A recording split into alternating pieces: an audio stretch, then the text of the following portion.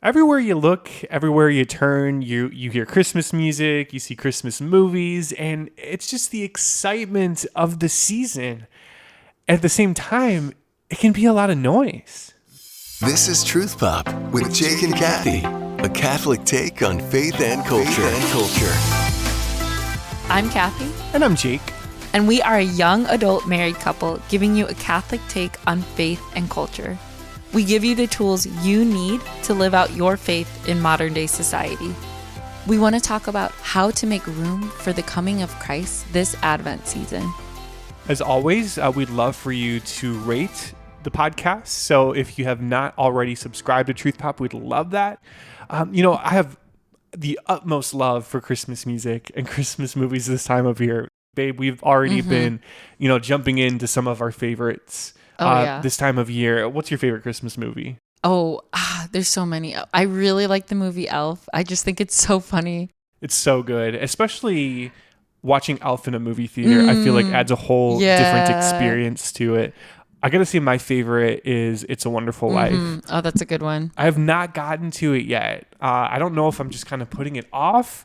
I guess in some ways, babe, I don't know if I've been really getting into the season as much yet. Really? I've been listening to some Christmas music, but maybe it's just because there's been some warmer weather where we live, but I don't know. I just haven't really been feeling it as much. And maybe God's been using that, almost that lack in a way, to just really remind me hey, this is Advent, right? I mean, I think it's fine personally to listen to Christmas music and watch Christmas movies, but how can we make space for God in the midst of all of the hustle and bustle of the season? Yeah, you're so right. It's just so chaotic. It's all about you got to get all your presents, you got to finish all your shopping, and you got to get up all your decorations, but we need to get to the heart of why we're doing that. Why are we getting gifts for everyone? Why are we putting up all these decorations? Well, it's for the coming of Christ. And, what better way to prepare for that than to prepare interiorly? And I like what Dr. Sri says. He says that Advent is almost like a mini Lent, because we're preparing for something. With Lent, we're preparing for Easter, but for Advent, we're preparing for Christmas, the birth of our Savior. And so he suggests to give up something, just like during Lent, you might give up something, you might make a sacrifice. Well, you can do that too for Advent. And I really like that idea. So I decided I wanted to give something up. I also really love Christmas movies. Yeah, I love it. I especially love the Hallmark Christmas movies and those rom-coms, the romantic comedy. They're all kind of the same, but I just love watching them. It's a guilty pleasure of mine. I feel like Hallmark movies actually have the most complex plot. I'm joking, by the way. Yeah, they're all the same. It's always the person who hates Christmas, right? Well, maybe that person needs a little bit of sacrifice in their life, right? Yeah, maybe they need to be reminded. I love watching these movies around this time, but I decided, I don't need to watch them during this time. I want to prepare myself more for Advent and fill myself more with prayer and with longing for Jesus. So I'm sacrificing watching rom-com Christmas movies. Sometimes maybe we forget that whenever we give something up, there's that empty space that's left over, right? So it's that hole. And I think sometimes the enemy can really jump into that hole, and then the devil can really use that as a springboard into sin. But I love that you're replacing, again, that lack with God and with silence. I think that's so important. Yeah. And I struggle with silence, to be honest. I was just telling you the other day, I feel it's so difficult to sit in silence. My thoughts just keep going, and I'm just, I'm not good at sitting in silence. And I like what you said to me. You said, it's okay if your thoughts keep going. Just let them come. There's nothing wrong with that. Well, I think it's almost a danger to do the opposite, babe. I think trying to just sit there and not have any thoughts in a way that's almost Eastern meditation. So I think the best thing we can do is just capture whatever thoughts that we have, whatever distractions we have, and say, Lord, this is my gift to you. Just as Jesus comes to us as a gift on Christmas Day, we're giving him our lives. We're giving him our stuff. and we can almost place it into the manger on Christmas Day. And maybe it's that junk that we're dealing with. Maybe it's some kind of addiction. Maybe it's some kind of vice. Maybe for me, I think it's kind of control, like just trying to take control of my life too much. And, placing that into the manger and just giving the Christ child that gift, that's what he's asking for. It's really difficult, but I really commend you for making time for silence, even though it can be a challenge. Having like an image to reflect on really helps me with that silence. Like it kind of allows me to fill my mind with something other than my distracted thoughts, because it's okay if distracted thoughts come, but I don't want that silent time to be the only thing that's happening, just having my mind wander.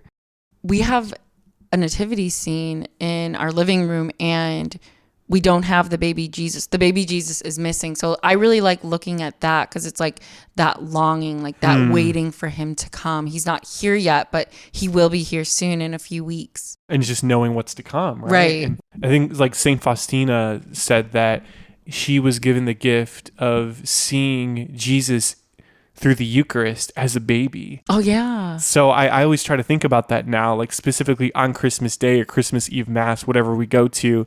I ask the Lord, Jesus, come to me as a child, come to me as a baby. And we're able to cradle the baby Jesus in our arms. And just like any other baby, a baby needs warmth, a baby needs love and shelter. And we're consoling baby Jesus's heart by, again, making a gift of ourselves to him. Yeah. And it's flipping it around because, I think that there's so much noise and there's so much me focus. And I'm putting the blame on myself. Like during the season, a lot of times I'm just so focused on, okay, what do I got to do? What do we got to accomplish today? And I can't believe I'm bringing this up, babe, but like we went to this event last week where it was a Boy Meets World cast reunion. Because I guess, the three of them, like, who is it? Topanga, Sean, and Eric from the show Boy Meets World. They have a podcast together. We'll try to get them on our podcast sometime. We'll work on it. But we went to Chicago to see them talk. And Topanga, Daniel, what's her last name? Daniel Fishel is her name. Yeah, she said something really remarkable that helped me with like, okay, I'm being a little self-centered right now. And I'm actually allowing anxiety and needless worry to take over my life. Yes, it was really cool. At one point, they had questions from the audience, and somebody asked, "What is your life advice?" And her life advice was that we all kind of live our lives as if we are the main character of our own TV show. And we just kind of automatically assume that everyone thinks that we're the main character of their TV show because we're so focused on ourselves and what we're doing and the decisions we're making. Yeah. And she said, the truth is everyone is kind of the star of their own show and they're not so focused on you. And so you can't allow others to influence your decisions. Unless you want them to, of course. But like she said, there's been so many times in her life where she made certain decisions because of the fear of what other people may think of her. And so she said, yeah, they might judge you for like a few minutes, but then they'll just move on. Like no big deal. Yeah, they'll just keep thinking of themselves as their main character. So we can't really allow others to influence our decisions as much as we do. Yeah, I think that's true. And so why are we bringing this up? I think that like you can take that a step further. I mean, what Danielle said is so true, but putting the Catholic element into that, it's not about us. It's about Jesus. And what better time of year, Advent, as we approach Christmas Day, to take the lens off of ourselves and again just put it on the Christ child. And ask Jesus to fill that space in our heart that's aching. Maybe there's a longing, maybe there's a wound, maybe there's an insecurity or an anxiety, maybe there's comparison, like, oh, that person is doing things way better than me right now. I think it like helps me because I've been struggling with an overwhelming sense of anxiety lately. And it's almost a beautiful thing to come to that conclusion that actually my decisions aren't that notable in other people's eyes. It takes the blinders off and it takes the pressure off. Yeah. That like we're actually way more free than we realize, but it's Jesus who sets us free. Like if we're just living in our own bubble, if we're living in our own TV show, yeah, that's a lot of pressure and that's a lot of noise. That's a lot. It's a lot of control too. Yeah. And like I said, I'm struggling with that control. Yeah. But like giving Jesus that control, it's coming to that conclusion then that everything is going to be okay and that he is cradling us in his arms too, that we are safe with him. And it gives more confidence too when we make our decisions Yeah. based off of God's will, because it doesn't matter what other people think. It doesn't even matter what I think. I mean, of course it matters what I think, but ultimately it really matters what God thinks. I like to think a little bit about the anxiety that Mary and Joseph might have experienced. I mean, we know that Mary was without sin. We know that she always trusted in God's plan perfectly. But you have to put yourself in Mary and Joseph's shoes, you know, when they came to Bethlehem and there was no room. And then they're alone and it's a cold winter night. And here they are with this helpless little baby. And what radical trust they had in God's plan, that it wasn't about them, that they didn't understand the plan, but they knew that God was the plan. And it's a matter of imitating their complete selfless surrender, that even when we don't have complete understanding of what the next step is going to be, and even when we don't have the full picture, that we can still completely abandon ourselves to what Jesus wants to do. So I wanted to end with this reflection, just as we close out another year and as we're making time for Christmas and we're getting all the plans together. I want to really encourage us to make time for silence every single day, especially in those moments when we're feeling anxious and overwhelmed. I think those are the times to find your quiet prayer space. Maybe you have a prayerful space in your bedroom, but wherever you can go to unplug and just let go. And close your eyes and listen to this prayerful devotion that I came across, that I have to share this with you. It's called Jesus Speaks to Anxious Hearts. And picture Jesus saying these words to you. Again, letting go of all of the stress, all of the worry, all the fear, all the what ifs. Picture Jesus just holding you, or you holding the Christ child in your arms. And he says this: sit quietly with me, letting all your fears and worries bubble up to the surface of your consciousness. There, in the light of my presence, the bubbles pop and disappear.